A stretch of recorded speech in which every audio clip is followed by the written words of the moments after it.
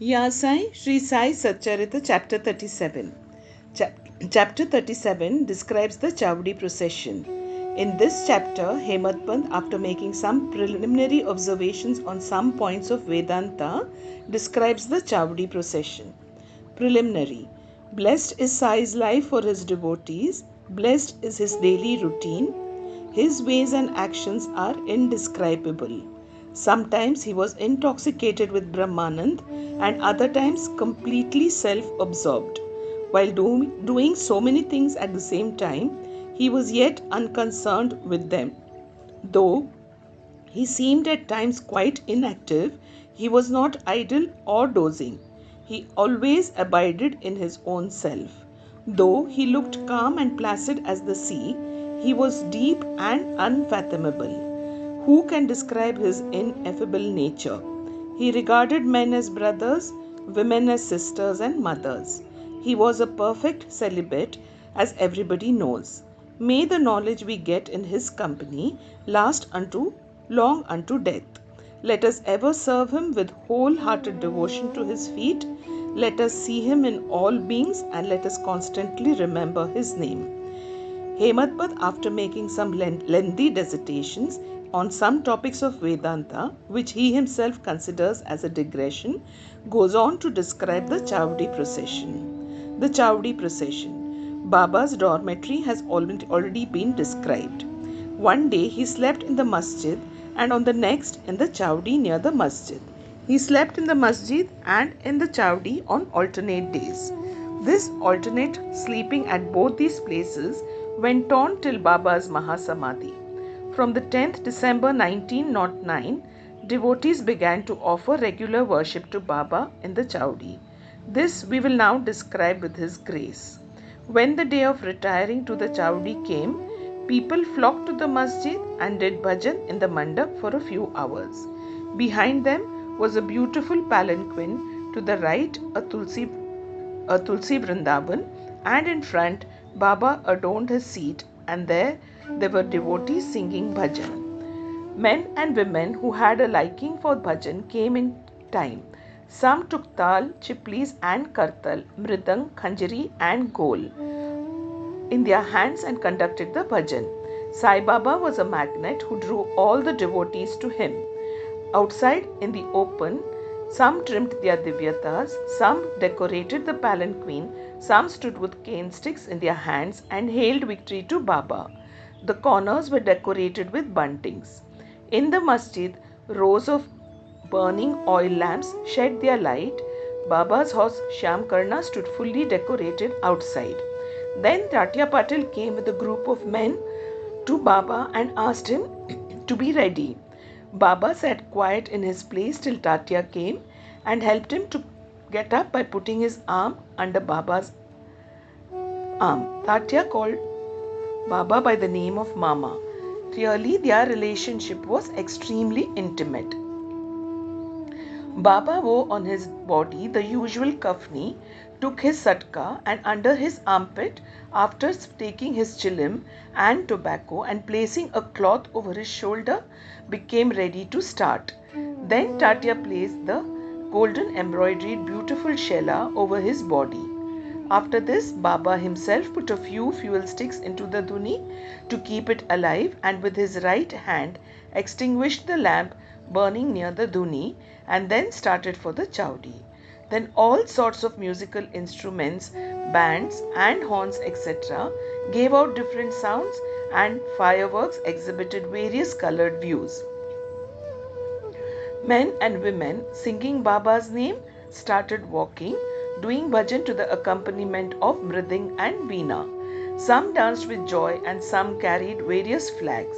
The baldars announced Baba's name when he came on the steps of masjid. On two sides of Baba stood persons who held chamars and others who fanned Baba. On the way were spread folds of cloth which Baba walked on, being supported by devotees' hands.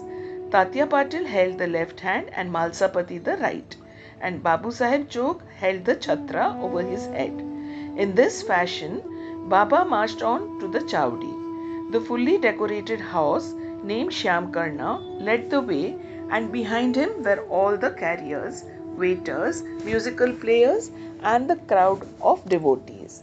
Harinam was being chanted to the accompaniment of music, as also the name of Sai. In this manner, the procession reached the corner, and everyone who joined this party seemed pleased and delighted. On reaching this corner, Baba stood facing the Chowdi and shone with a peculiar aura. It seemed as if the face of Baba took over the glory of the rising sun. Baba stood there with a concentrated mind, facing the north as if he was signaling something. All the instruments played music, while Baba moved his right hand up and down for some time. Kaka Sahib Dixit at this time came forward with a silver plate containing flowers besmeared with gulal and threw them on Baba's body off and on. The musical instruments played their best at this juncture, and Baba's face beamed with radiance and beauty, and all the persons viewed this lustre to their heart's content. Words fail to describe the splendor of this scene.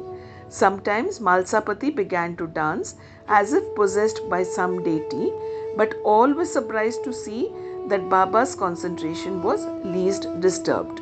With a lantern in his hand, Tatya Patil walked on Baba's left side and Bhagat Malsapati on the right, holding in his hand the hem of Baba's garment.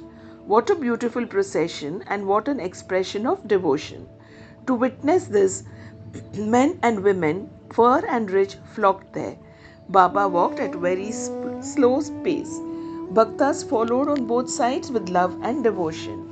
With joy permeating the whole atmosphere of the place, the procession reached the Chowdi. Those days were gone now. Nobody can see them in future, but by remembering and visualizing that sight, we can bring solace and ecstasy to our mind. The Chowdi was also fully decorated with a good white ceiling, mirrors, and many sorts of lamps. On reaching there, Tatya went ahead and spread an asan, and placing a bolster, made Baba sit there and made him wear angarkha. Then the devotees worshipped him in various ways. They put a crown on his head with a tuft above, placed garlands of flowers and jewels around his neck, and marking his forehead with musk mixed vertical lines, they gazed at him for long to their heart's content. They changed his headdress now and then held it aloft on the head, fearing that Baba might throw it away. Baba knew what the Bhaktas wished for and meekly submitted to all their ways without objection. With these adornments, he looked wonderful and beautiful. Nana Sahib Nimonkar held the chhatra with its beautiful pendants which moved in a circle with its supporting stick. Bapu Sahib Jog washed his feet in a silver dish, offered arghya and worshipped with due rituals, then besmeared his arms with sandal paste and offered him tambul, that is betel leaves. Baba sat on the asan while Tatya and others kept standing. When Baba sat on the gadi, supporting himself against the bolster, devotees on both sides waved chamars and fans. Shama then prepared the chilim and handed it over to Tatya Patil, who drew a flame out of it by inhaling a deep breath through his mouth and then gave it to Baba. After Baba had his smoke, it was given to Bhagat Malsapati and then it was passed round to all. Blessed was the inanimate chilim.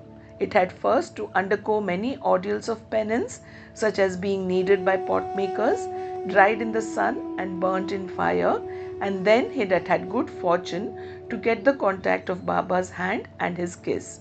After this function was over, devotees put garlands of flowers around his neck and gave him scent and bunches of flowers.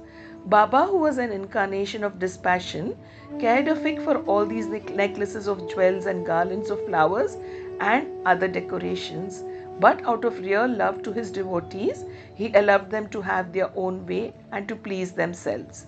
Finally, Bapu Sahib Jog waved the aarti over Baba, observing all formalities, and the musical instruments played their auspicious tunes. When this aarti was over, the devotees returned home one by one, saluting Baba and taking his leave.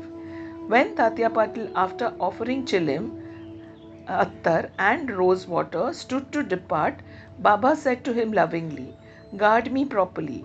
Go if you like, but return sometime at night and enquire for me." On replying in the affirmative, Tatya Patil left the Chavdi and went home. Then Baba himself prepared his bed. He arranged some sheets one upon another, and thus making his bed, went to rest.